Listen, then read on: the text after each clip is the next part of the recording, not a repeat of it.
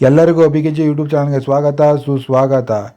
ಆಷಾಢದ ಅಮಾವಾಸ್ಯೆ, ಮಣ್ಣತ್ತಿನ ಅಮಾವಾಸ್ಯೆ ಶುಕ್ರವಾರನೇ ಬಿದ್ದಿದೆ ಈ ಸಲ. ಆಷಾಢ ಮಾಸದಲ್ಲಿ ಬರುವ ಶುಕ್ರವಾರದಂದು ರಾಹು ಕಾಲದಲ್ಲಿ ಈ ರೀತಿಯಾಗಿ ಸಂಕಲ್ಪ ಮಾಡುವುದರಿಂದ ನಿಮ್ಮ ಕಷ್ಟ ಕಾರ್ಪಣ್ಯಗಳು ದೂರವಾಗುತ್ತವೆ. ಅದೇನೆಂದು ತಿಳಿದುಕೊಳ್ಳಲು ವಿಡಿಯೋವನ್ನು ಕಂಪ್ಲೀಟಾಗಿ ನೋಡಿ. ನಾವು ಈ ದಿವಸ ಚಾಮುಂಡೇಶ್ವರಿ ತಾಯಿ ದೇವಸ್ಥಾನಕ್ಕೆ ಬಂದಿದ್ದೇವೆ. ಆಷಾಢ ಮಾಸದಲ್ಲಿ ಶಕ್ತಿ ದೇವತೆಗಳಿಗೆ ವಿಶೇಷವಾಗಿ ಪೂಜೆ ಕಾರ್ಯಕ್ರಮಗಳು ಜರುಗುತ್ತವೆ. ಹಾಗೂ ನಮ್ಮ ಮಹಿಳೆಯರು ಕೂಡ ಶಕ್ತಿ ದೇವತೆಗಳನ್ನು ಆರಾಧಿಸುತ್ತಾರೆ. ಶಕ್ತಿ ದೇವತೆಗಳು ಎಂದರೆ ಪಾರ್ವತಿ ದೇವಿ. ಪಾರ್ವತಿ ದೇವಿ ಹಾಗೂ ಪಾರ್ವತಿ ತಾಯಿಯ ಅನೇಕ ಅವತಾರಗಳನ್ನು ಶಕ್ತಿ ದೇವತೆ ಎಂದು ನಾವು ಪೂಜಿಸುತ್ತೇವೆ. ಆಷಾಢ ಮಾಸದ ಶುಕ್ರವಾರಗಳಲ್ಲಿ ಬರುವ ರಾಹು ಕಾಲದಲ್ಲಿ ಶಕ್ತಿ ದೇವತೆಯ ದೇವಾಲಯಕ್ಕೆ ಬಂದು ಈ ರೀತಿಯಾಗಿ ಸಂಕಲ್ಪ ಮಾಡಿ ಪೂಜಿಸುವುದರಿಂದ ನಮ್ಮಲ್ಲಿರುವ ಕಷ್ಟ ಕಾರ್ಪಣ್ಯಗಳು ದೂರವಾಗುತ್ತದೆ ಎಂದು ಹಿಂದೂ ಸಂಸ್ಕೃತಿಯಲ್ಲಿ ಹೇಳಲ್ಪಟ್ಟಿದೆ. ನೀವು ಈಗ ಗಮನಿಸಿದ ಹಾಗೆ ಇಲ್ಲಿ ನೆರೆದಿರುವಂಥ ನಮ್ಮ ಹಿಂದೂ ಮಹಿಳೆಯರು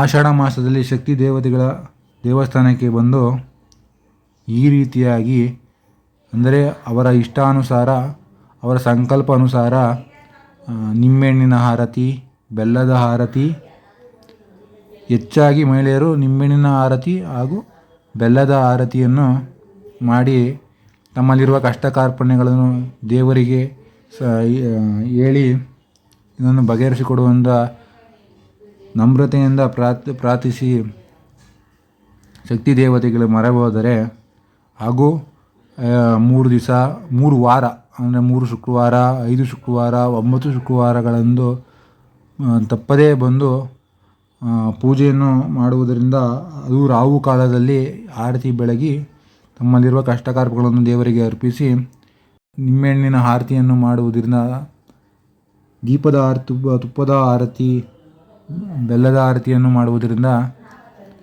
ನೆಮ್ಮದಿ ಸಿಗುತ್ತದೆ ಎಂಬುದು ನಮ್ಮ ಹಿಂದೂ ಸಂಸ್ಕೃತಿಯಲ್ಲಿ ಶಾಸನಗಳಲ್ಲಿ ಹಾಗೂ ತಿಳಿದಂತಹ ಗುರುಗಳು ತಿಳಿಸಿಕೊಟ್ಟಿರುತ್ತಾರೆ. ಚಾಮುಂಡೇಶ್ವರಿ ದರ್ಶನವನ್ನು ಮಾಡಿ ಹಾಗೂ ಆ ಶಕ್ತಿ ದೇವತೆಗೂ ನಿಮ್ಮ ಕಷ್ಟ ಕಾರ್ಪಗಳನ್ನು ಬಗೆಹರಿಸಲು ಎಂದು ಪ್ರಾರ್ಥಿಸುತ್ತೇವೆ.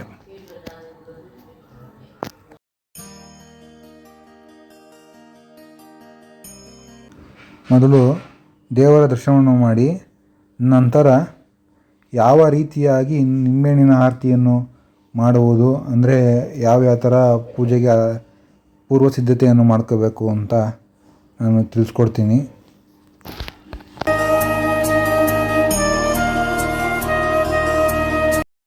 ಇವಾಗ ನಾವು ಕನ್ನಿಕಾ ಪರಮೇಶ್ವರಿ ಶಕ್ತಿ ದೇವಾಲಯಕ್ಕೆ ಬಂದಿದ್ದೇವೆ.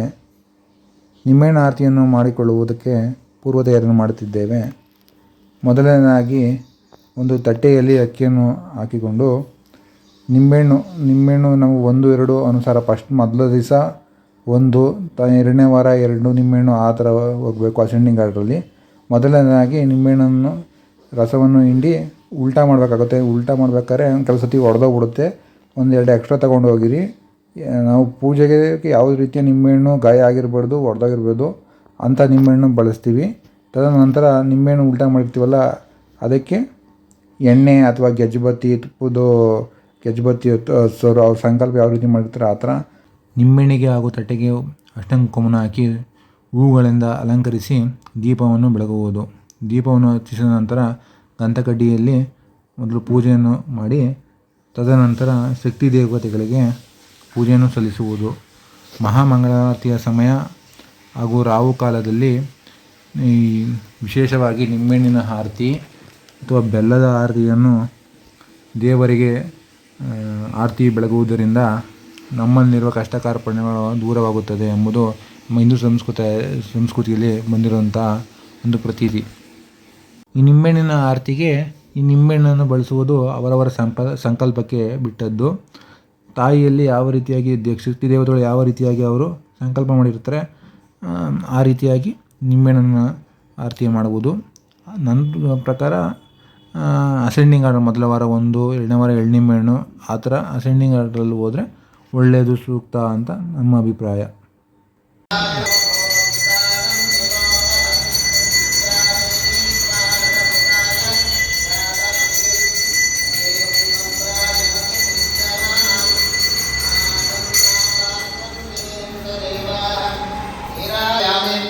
ಪರಿಮಳ ಪುಷ್ಪಾಣಿ ಸಮರ್ಪಯಾಮಿ.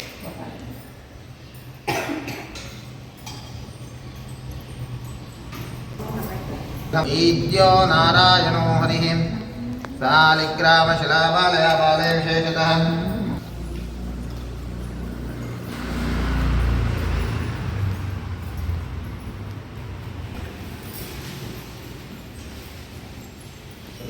ಈ ರೀತಿಯಾಗಿ ಆಷಾಢ ಮಾಸದ ಶುಕ್ರವಾರದಂದು ರಾಹು ಕಾಲದಲ್ಲಿ ಶಕ್ತಿ ದೇವತೆಗಳಿಗೆ ಪೂಜೆ ಸಲ್ಲಿಸುವುದರಿಂದ ನಮ್ಮ ಅನೇಕ ಸಂಕಲ್ಪಗಳು ಈಡೇರುತ್ತವೆ ಎಂದು ನಮ್ಮ ಹಿಂದೂ ಸಂಸ್ಕೃತಿಯ ಪ್ರಮುಖ ಗುರುಗಳು ತಿಳಿಸಿಕೊಟ್ಟಿರುತ್ತಾರೆ. ಎಲ್ಲರಿಗೂ ಶುಭವಾಗಲಿ. ಧನ್ಯವಾದಗಳು.